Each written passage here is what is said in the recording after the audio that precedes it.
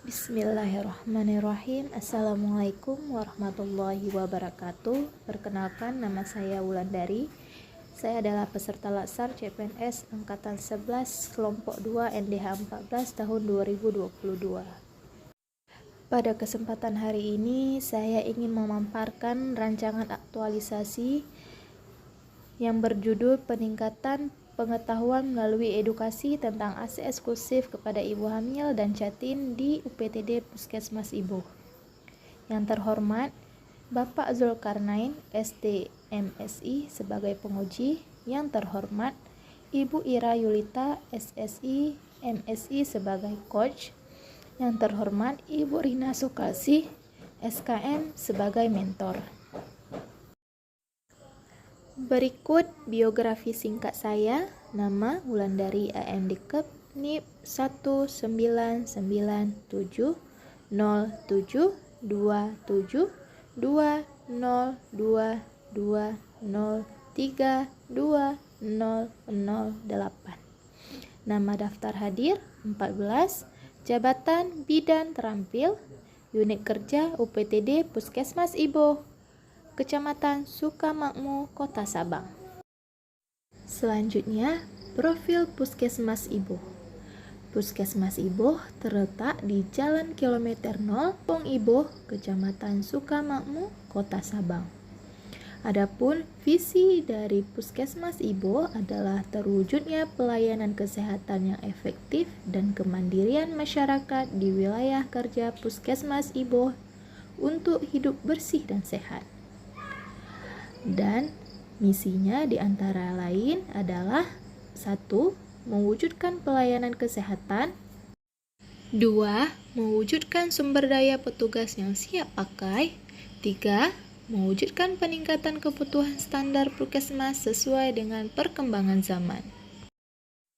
Untuk menguatkan judul rancangan aktualisasi saya pun mengumpulkan data. Yang pertama, data bayi 0 sampai 6 bulan yang diberikan ASI eksklusif.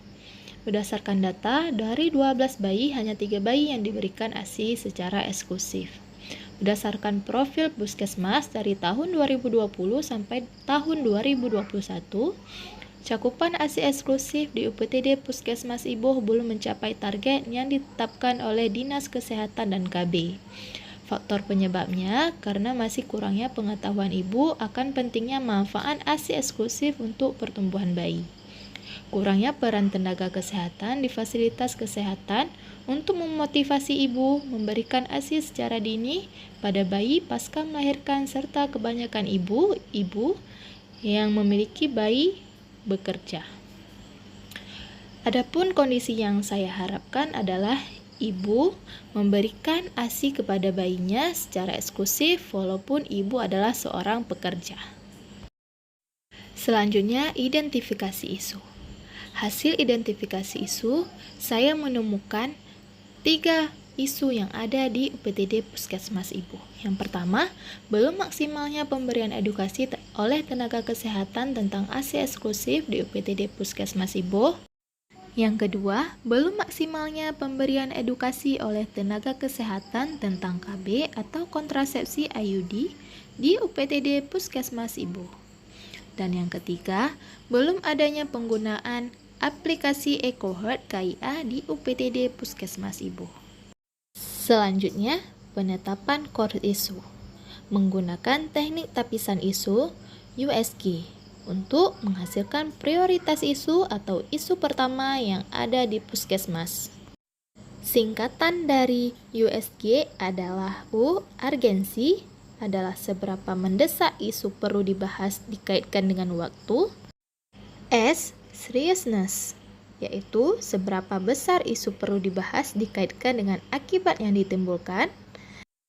Dan G, growth, adalah seberapa besar isu akan berkembang jika dibiarkan. Setelah dianalisis, saya pun menemukan isu utama, yaitu belum maksimalnya pemberian edukasi oleh tenaga kesehatan tentang ASI eksklusif di UPTD Puskesmas Iboh dengan skor 13. Selanjutnya, mencari penyebab core isu dengan diagram fishbone. Dilihat dari manusia, kompetensi petugas belum merata, ibu menyusui mayoritas pekerja dan tidak tahu cara penyimpanan ASI. Dilihat dari metode, kurangnya bahan bacaan tentang pentingnya ASI eksklusif, kurangnya sosialisasi pada ibu hamil. Dilihat dari sarana, tidak ada media penyampaian informasi. Dilihat dari lingkungan, peran lintas program kurang maksimal. Dan budaya, mitos pada keluarga dan masyarakat, yang mengakibatkan belum maksimalnya pemberian edukasi oleh tenaga kesehatan tentang ASI eksklusif di UPTD Puskesmas Ibu. Selanjutnya, dampak course isu. Dampak course isu belum maksimalnya pemberian edukasi oleh tenaga kesehatan tentang ASI eksklusif. Ini tidak dituntaskan melalui solusi pemecahan isu menjadi ancaman bagi tumbuh kembang anak, yang kemudian berpengaruh pada pertumbuhan dan perkembangan kualitas sumber daya manusia secara umum.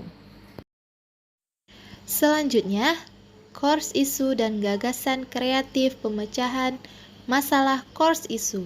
Course isu belum maksimalnya pemberian edukasi oleh tenaga kesehatan tentang ASI eksklusif di UPTD Puskesmas Ibu. Gagasan kreatifnya ialah meningkatkan pengetahuan melalui edukasi tentang pentingnya ASI eksklusif kepada ibu hamil dan janin. Adapun kegiatan rancangan aktualisasi saya yang pertama, membuat standing banner yang menarik tentang ASI eksklusif. Kedua, merancang desain standing banner. Outputnya adanya desain standing banner. Ketiga, melakukan konsultasi dengan mentor. Outputnya adanya masukan, arahan, dan persetujuan dari mentor.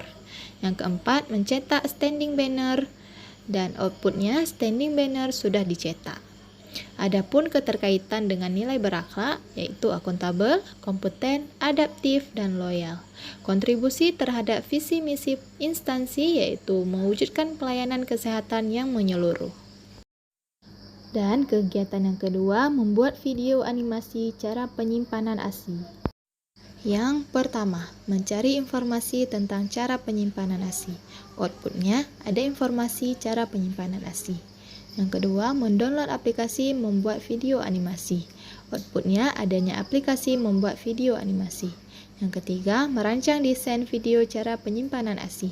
Outputnya adanya desain video cara penyimpanan ASI. Dan yang keempat, memasukkan video dalam e-book ASI eksklusif. Outputnya ada video cara penyimpanan ASI. Adapun keterkaitan dengan nilai berakhlak, yaitu kompeten, akuntabel, dan adaptif. Kontribusi terhadap visi misi instansi, yaitu mewujudkan peningkatan kebutuhan standar puskesmas sesuai dengan perkembangan zaman. Kegiatan ketiga, membuat e-book tentang ASI eksklusif dengan tahapan yang pertama, mencari informasi tentang ASI eksklusif dan sebagainya. Outputnya ada informasi tentang ASI eksklusif dan sebagainya. Yang kedua, mendownload aplikasi mendesain e-book. Outputnya adanya aplikasi desain e-book. Yang ketiga, mendesain e-book. Outputnya adanya desain e-book. Yang keempat, memasukkan video cara penyimpanan ASI. Outputnya ada video cara penyimpanan ASI di e-book. Yang kelima, e-book siap disosialisasikan kepada ibu hamil dan janin. Outputnya adanya e-book saat acara sosialisasi. Adapun keterkaitan dengan nilai berakhlak, yaitu kompeten, akuntabel, dan adaptif. Kontribusi terhadap visi misi puskesmas adalah mewujudkan peningkatan kebutuhan standar puskesmas sesuai dengan perkembangan zaman. Selanjutnya, kegiatan keempat, melakukan sosialisasi dan edukasi tentang ASI eksklusif. Dengan tahapan kegiatan, yang pertama berkoordinasi dengan bidan-bidan puskesmas ibu mengenai acara sosialisasi dan edukasi. Outputnya adanya pertemuan dengan bidan-bidan puskesmas ibu. Yang kedua, melakukan absensi ibu hamil yang hadir. Outputnya adanya absensi ibu hamil yang hadir. Ketiga, mempersiapkan bahan tayang sosialisasi dan edukasi. Outputnya ada bahan tayang sosialisasi. Yang keempat, melaksanakan kegiatan sosialisasi. Outputnya terlaksananya kegiatan. Adapun keterkaitan dengan nilai berakhlak, yang pertama kompeten, yang kedua akuntabel, yang ketiga adaptif, yang keempat kolaboratif, dan yang kelima harmonis. Kontribusi terhadap visi misi instansi yaitu mewujudkan peningkatan sumber daya petugas yang siap pakai. Selanjutnya, kegiatan yang kelima yaitu membuat grup WA ibu hamil.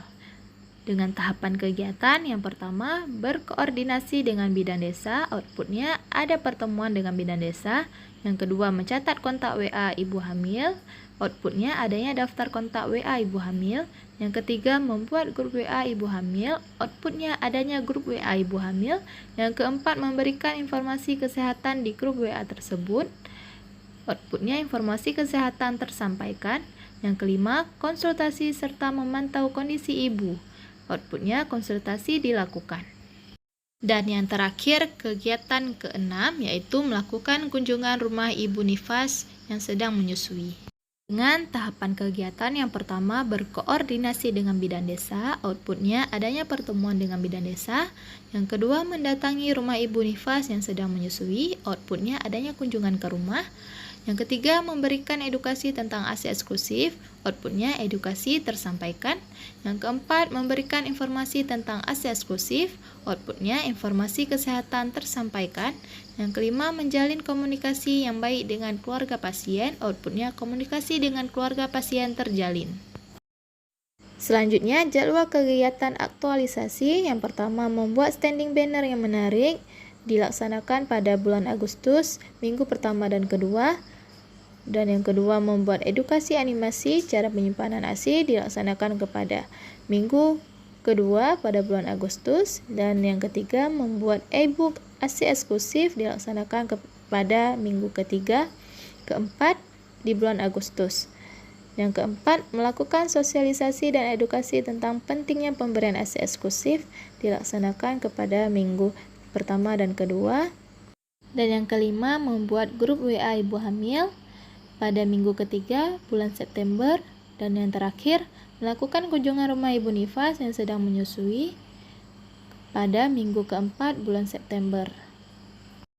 Hanya itu yang bisa saya sampaikan, lebih dan kurang saya mohon maaf. Assalamualaikum warahmatullahi wabarakatuh.